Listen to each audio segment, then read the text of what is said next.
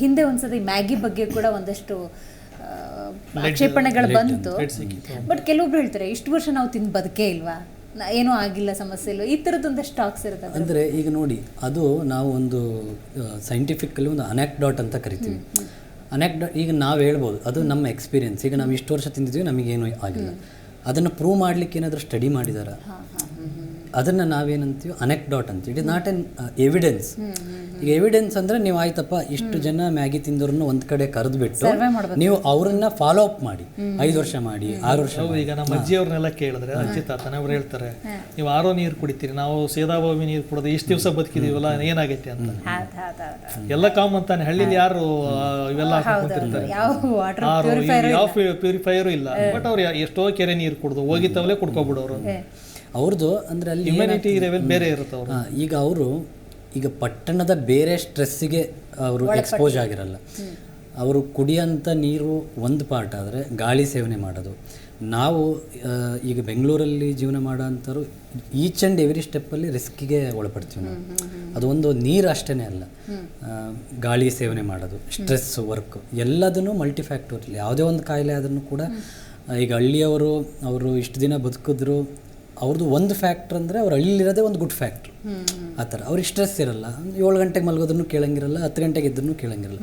ಅದು multi factorial ಇರೋದ್ರಿಂದ ನೀವು ಒಂದು ಫ್ಯಾಕ್ಟ್ರಿಂದನೇ ಬಂತು ಅಂತ ಹೇಳೋದು ಕಷ್ಟ. ಬಟ್ ಇವೆಲ್ಲ ಮೇಜರ್ ಫ್ಯಾಕ್ಟ್ರ್. ಈಗ ಅದ್ರಲ್ಲಿ ಕಲಬೆರಕೆ ಅನ್ನೋದು important factor, you can't neglect it all. ಆಮೇಲೆ ದಿವ್ಯ ಅವರೇ ನೀವೇ ಹೇಳಿದ್ರಿ ಎಣ್ಣೆ ಬಗ್ಗೆ. ಏನಂತಂದರೆ ನಾವು ಅಟ್ಲೀಸ್ಟ್ ಒಂದು ಬೇಸಿಕ್ ನಾಲೆಡ್ಜ್ ಇಟ್ಕೋಬೇಕು. ಏನಂತಂದರೆ ಒಂದು ಕಡಲೆ ಬೀಜದ ಎಣ್ಣೆ ನಮಗೆ 160 ರೂಪಾಯಿ ಲೀಟ್ರ್ ಸಿಗುತ್ತೆ ಅಂತ ಅಂದರೆ ಹೇಗೆ ಸಾಧ್ಯ? ಅಟ್ಲೀಸ್ಟು 1 kg ಕಡಲೆಯಲ್ಲಿ ಎಷ್ಟು ಆಯಿಲ್ ತೆಗಿಬೋದು? ಸರಿನಾ, 140 ರೂಪಾಯಿ kg ಅಪ್ರಾಕ್ಸಿಮೇಟ್ಲಿ ನಾನು ಹೇಳ್ತಾ ಇರೋದು ಕಡಲೆ ಬೀಜದ ರೇಟು. ಅದರಲ್ಲಿ ನೀವು ಮ್ಯಾಕ್ಸಿಮಮ್ ಅಂದರೆ 300 ಗ್ರಾಮ್ ಎಣ್ಣೆ ತೆಗಿಬೋದು. ಸರಿನಾ, 3.5 4 kg ಬೇಕು ಒಳ್ಳೆ ಇದಾದರೆ ಕಡಲೆ ಬೀಜ ಆದರೆ. ಅದರಲ್ಲಿ ನೀವು ಏನು ಮಾಡ್ಬೋದು ಅಂತಂದ್ರೆ 1 ಲೀಟ್ರ್ ಒಳ್ಳೆ ಎಣ್ಣೆ, ಶುದ್ಧವಾದ ಎಣ್ಣೆ ತೆಗಿಬೋದು. ನೀವು ತಗೊಳ್ಳೋಂಥ ಕೊಬ್ಬರಿ ಎಣ್ಣೆ ಆಗಿರ್ಬೋದು, ಕಡಲೆ ಬೀಜ ಎಲ್ಲಿ ಒರಿಜಿನಲ್ ಇದೆ. ಸರಿನಾ, ಎಸೆನ್ಸೇ ನಾವು ಅಟ್ಲೀಸ್ಟ್ ನಾವು ಬ್ರೈನ್ ಅಪ್ಲೈ ಮಾಡ್ತಾ ಇಲ್ವಲ್ಲ, ಬ್ಲೈಂಡ್ ಆಗಿ ತಗೋತಾ ಇದೀವಿ ನಾವು. ಯಾಕೆ ನಾವು ಅಷ್ಟು ಬ್ಯುಸಿ ಆಗಿದೀವ? ಅಷ್ಟು ಬೇಕಾಗಿಲ್ವಾ? ನಮ್ಗೆ ಆರೋಗ್ಯದ ಬಗ್ಗೆ ಕಾಳಜಿ ಇಲ್ವಾ?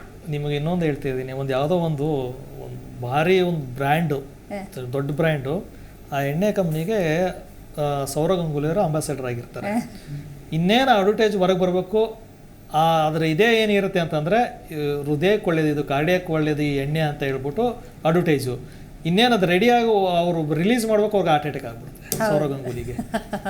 ಸೊ ಅದನ್ನ ಅಲ್ಲಿಗೆ ನಿಲ್ಲಿಸ್ತಾರೆ. ಏನಂತ ಅಂದರೆ ಅವ್ರನ್ನ ನೀವು ಮೋಟಿವೇಟ್ ಮಾಡ್ತಾರೆ. ಏನಂತ ಅಂದರೆ ನೋಡಿ, ಯಾವುದೋ ಒಂದು ಸೆಂಟ್ ಹಾಕೋಗ್ಬಿಟ್ರೆ ಹುಡುಗಿರು ನಿಮ್ಮ ಹಿಂದೆ ಬರ್ತಾರೆ, ಹಲ್ಲು ಉಜ್ಬಿಟ್ರೆ ನಿಮ್ಮ ಬಾಯಿ ಒಂದು ಗಮನಕ್ಕೆ ಹುಡುಗಿರು ನಿಮ್ಮ ಹಿಂದೆ ಬೀಳ್ತಾರೆ, ಇಡೀ ಜಗತ್ತು ನಿಮ್ಮ ಹಿಂದೆ ನೋಡುತ್ತೆ.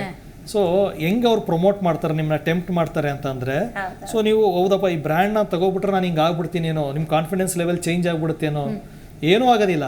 ಜಸ್ಟ್ ಏನಂತಂದರೆ ಆ ರೀತಿ ಪ್ರಮೋಟ್ ಮಾಡ್ತಾರೆ.